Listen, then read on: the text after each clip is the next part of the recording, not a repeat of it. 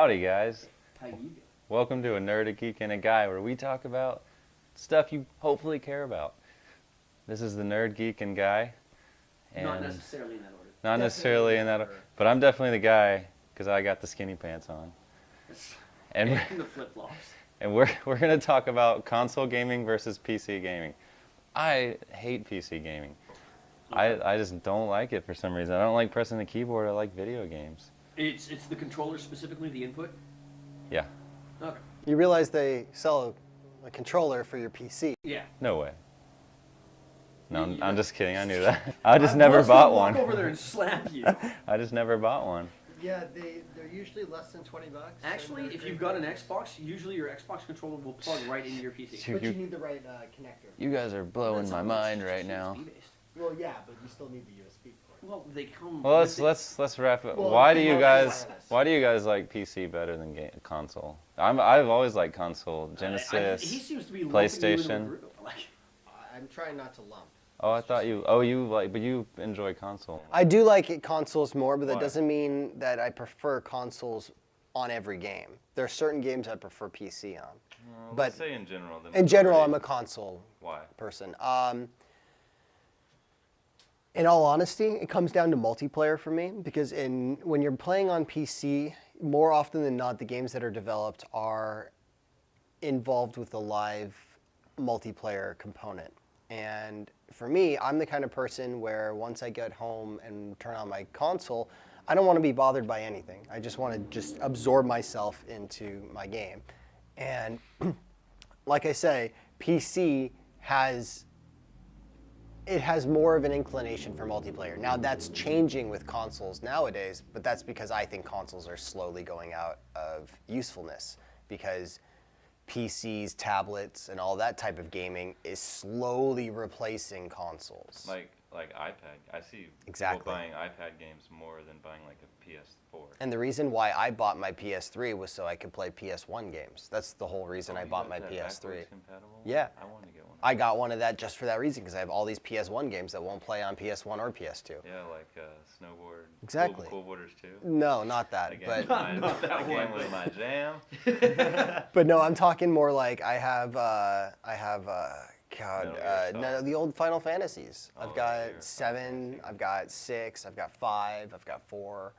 You know, I've got 2? all of them. Well, 2 is 4, but we can deal with that's a that whole another other time. story, yeah. Why do you like computer PC games? So here's the thing. Josh kind of covered it, except that's the current trend is not the way it used to be. No, it's PCs used to be a very solo-friendly environment, and consoles.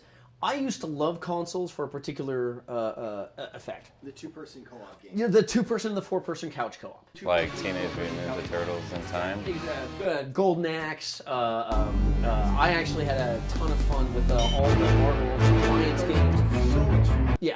But No. those consoles only had 2 inputs, like Not all of Genesis, Nintendo, Not the more new gen ones like GameCube. Yeah. and And we in college we had friends, and because we had so much fun playing these games together, we went to the extra effort to find the 4-person adapters, the multi-taps. Yeah, I had one too. exactly. I suppose that. Never mind. Keep All right, on. so consoles were great for me for that region, but when it came to PC content tended to be much more thoroughly designed.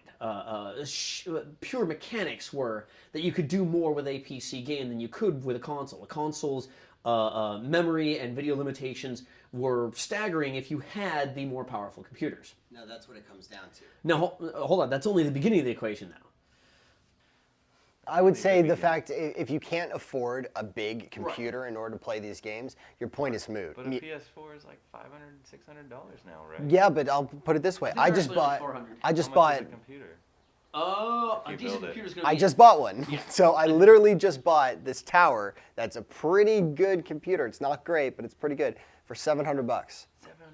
$700. You could've got a Mac for that much. But that's the thing. Macs don't run games, not as well as a PC They will. run The Sims. They run The Sims. Thank you. The problem with Macs not running games is not really a Mac mechanics fault. There are so few developers making games for Macs, That's the issue. and the few that do work really hard to make sure that their systems are multi-platform. Blizzard's really good about making sure that all of its stuff is Mac capable as well. Yeah. But But you spent $700 on a tower, Yes. and you said it's a pretty good gaming It's- computer. So if you it's want a not. really good one, you need to spend It's like not. $1,000. Yeah, that's pretty much it. Just the tower, not even your 1,200 to 1,500 usually for, you're going for if a you're game. putting together your own system. Are you serious? Yeah. I didn't know it cost that much. Yeah. That's not that much. No wonder I'm a console That's- guy. Yeah. That's why I'm a console Right. guy. The consoles are out of the box, for the most part, working. Like everybody gets a bad one occasionally, but consoles are out of the box working, and they're fairly affordable. And especially today, there's less of a gap between console and PC development because consoles are so popular and so accessible. Even the people who used to make PC stuff now make them to fit well in consoles, which is one of the eternal gripes of the PC users. Is Skyrim a good example of that? Skyrim has a wide variety of issues. Skyrim. We're gonna go on a whole Is big it tangent not worth right to go now. into Skyrim? Is that No, going no. too far? I'll try and make This it. is the Skyrim episode. Yes, I'll try and make it really quick. That's People who want PC development to be focused PC and not worry about console scale are at least moderately angry, more so at Oblivion than at Skyrim, but kind of at both. Because no matter how good Skyrim is, no matter how good Oblivion is, PC users are typically convinced that it could have been bigger, better, and more complicated if they hadn't tried to make it also be able to fit on a console. That is the running complaint. Now, how much truth there is in that is always an issue because there's all kinds of development stuff that we don't understand. The vast majority of us who make video games, or the vast majority of us who play video games. But either way, there's a secondary difference, and it's especially noteworthy with Skyrim, which is what you can do with a game after it's been released. And everybody knows where I'm going with this is the Skyrim modding community. Skyrim on a console is a fun game. It's a great game. It's got some bugs. It's got some issues. For those who aren't familiar with Skyrim and modding, I'll explain. So you know how you buy an Xbox 360, you buy the game Skyrim, you put it in, you start playing your game, right? There is a set rule in place for things that happen, right? So like if Like a story you follow. Right. So if you went up to this storyline person, took out your axe and chopped his head off, something would happen, correct? Yeah.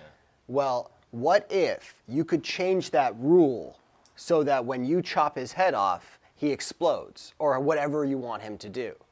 Are most mods like that? Or are they That's like what legit? mod does. Mods. It's a programming code written into it that changes the game. Can you mod? I have done a very tiny bit of modding. Because that would make you the nerd and him the geek. Correct. All right. Which is why our general definitions kind of fit for this, but depending on what topic we're getting on, I could be more of a nerd or he could be more of a geek, depending on the circumstance. But the whole point is the PC, the fact that consoles and PCs still run on code. So one of the issues that makes Skyrim, or gives Skyrim a certain degree of longevity over consoles is the fact PC, that, for the PC is the fact that individual users are allowed to rewrite the game. It's really only limited by their imagination and the tools that are given to them. And one of the things that, I think it's Bethesda, right? Yeah. Yeah. And one of the things Bethesda has been really good about is providing players with the ability to create their own stuff. I don't know how to program for crap, and I still built myself. I built myself a modified character. If I wanted to, I could script out their activities. I could write entirely new quests. Didn't you have like a 5-story house in that one? I borrowed that from somebody else. Okay, but still. I didn't make Was that it a myself. 5-story Now condo? that brings up another issue though, because someone else can write a mod for a particular thing like a 5-story house. And you could go online, find the 5-story house, and add it to your Skyrim. So other people's creativity in mods can technically go inside your game. Say that last line. So pretty much if you've got someone else who's created this program, you can take their program and insert it into your game. So you can take their creativity and put it as a part of your playing But can enjoyment. that's cool. I like that. But do people just make their character like ultimate good Some at do, everything? Some don't. Some make it harder. A lot of Skyrim mods, people were disappointed the game was so easy, and they deliberately crafted it to be harder. They gave all the creatures more hit points. They reduced the player's capabilities.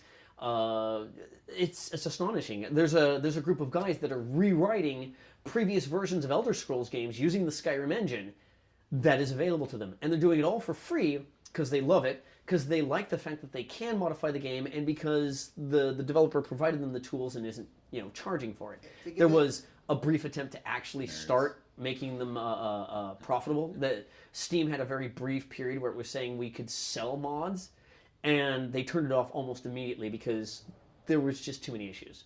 Think of it this way. You have a game that has unlimited and free downloadable content. Yeah, that's cool. But it's by users, which means it's not quality controlled. It's not quality controlled. That explains it right there. Really, it's But and only on PC. Currently only on PC, because consoles, in order to give you that environment where stuff works right out of the box, They can't away do that. The coding. It's still They there. take away access to the coding. Correct. Oh, that's cool. All right. Which is also not entirely true. Some people can actually mod their own kits, although that's usually a hardware adjustment that they make to, How hard is it to mod? Let's say I bought a PC and I want to make my own Skyrim person. Right. The game itself comes with tools that let you do it, and there are a lot of online guides to tell you the basic things to do it. I learned how to build my own characters in about 2 hours of watching YouTube videos and futzing with the program. It's not that hard. It would be like self-teaching yourself, I guess, an editing software of some kind, which people can do if they watch online videos and they fiddle with it for a while. That's cool. About a minute and a half. A video on how to mod I'm on Google something. right now. Right. I'll be there. But of course, to do anything good takes a long period of time and practice, and all the people are doing it on for no profit, which means they might abandon a project midway if their life changes or something like that. So there's no quality control. There's no guarantee that something started is going to finish, but it's open to potentially millions of people creating content for your game. So if we decided that PC is better for if you want to really get into the world of your game, and a console may be better if you just want to sit down and check out for a minute and play. PC offers greater tools for versatility at the cost of increased expense and time investment. Consoles are really just simpler, and there's a huge market for simpler. There is. Especially people who don't understand how to do mods, rather than take the 5 minutes it takes to learn how to do the mods. Let's just buy a system that does everything. Simpler, cheaper, and relatively hassle-free. That's what you get with a console. And that's not bad. But the reason PC people are so upset about it is development for PC stuff seems to be stagnating because developing for consoles is so profitable and accessible. Now, Here's About money. the trade-off. We've been talking about how awesome PC modding is, but let's put it in perspective. Kermit, when you were designing your suit of armor, how long did it take? It took me about 3 days. Not hours. We're talking days. Well, no, Worth it? to do one modification. About 6 hours. so basically, when you're dealing with games like Skyrim that have all these extra different mods that can customize your game experience. User-generated content, Exactly, for PC. When you go to the console version, there's less options. And the same is true with Minecraft for the PC, the console. And for me, personally, I enjoy the extra options of the PC, but I'm the kind of person that I have to master it. If I'm going to use something, I'm going to master it. So I have to go into each little thing that I could possibly do and figure out the best possible course of action to play my game. That way, so if I switch over the console, it's all done for me. It's really simple. These are the rules, and I can manipulate. There's no extra places for you to go, so there's no compulsion to do that. Exactly. That's, for me, why I like simple. But then again, it's allowing a choice between if you want simple or complicated. Yeah. So again, revisiting the same point. That covered the Minecraft issue, but revisiting the general point of the discussion is people who complain about something being better or worse really you're just arguing about what's better for you, what's worse for you. And the problem doesn't come about whether PCs are better than consoles. The problem comes with the fact that we're sharing the same resources to develop for both. The people who are consuming PC material, the people who are consuming console material, they are inadvertently competing with each other for the resources that game developers are using to build for consoles or PCs. And that's why we're having a fight. And that fight is really completely unnecessary, because if you've done this right, we could easily have the PC people being marketed to by the PC people and the console people being marketed to by the console people, but because of greed. Like, one of the problems Josh keeps running into is bugs in Skyrim. And Skyrim's a huge, complicated game with lots of bugs. The wonderful thing is a lot of the bugs can be solved using the console commands. If you have access to the PC, you can pop up the console. You can deliberately spawn characters that didn't work. You can deliberately skip steps and quests that aren't properly completing like they should be. Consoles are becoming more powerful, so they're becoming closer to the competency of a reasonably accessible computer. But the thing is, it's not just visuals. The comment you're almost always going to get from the so-called PC master race, and I literally wish people wouldn't call themselves that, because that's just picking a fight. But the problem you're going to get with the PC guys is that they're going to tell you The Witcher could look much better than it does, even on PC, if they only developed it for the PC to begin with. That's what they're going to tell you. And it's not just looks, too. They're going to say The Witcher's world could have been larger if they didn't try to shove the original program onto a console. Now, that's only true up until you consider what kind of computer the PC user is pretending that he has. You know, if he has a $700 computer like Josh got, I'm returning it, by the way. yeah. If he has, if the difference between the two, even if they developed it specifically for your PC, might not be that much bigger. Right. But if they developed it for my $2,000 PC, which I paid way too much money for, by the way, there's a significant issue that it could run faster with more stuff, with more things happening on screen at any given moment, and look better all at the same time. I love the console version of Skyrim, I really do. Right. But the bugs are a little much at times. So let me share with you one of the bugs that I play with constantly. I'm making a character who's a two-weapon warrior. I've got two daggers, and I go around and I slash people. And one of the things that I've noticed with it is when I kill somebody with the daggers, they'll go to that ragdoll mechanic where they kind of flail all over the place, but they'll do that like 10 yards down the road. So like I'll swing at him and I'll launch him 10 yards, and then they're flailing the entire time. Right. Even possibly hitting other people. Mm-hmm. Or if there's a ceiling, they'll bounce off the ceiling. It's actually a lot of...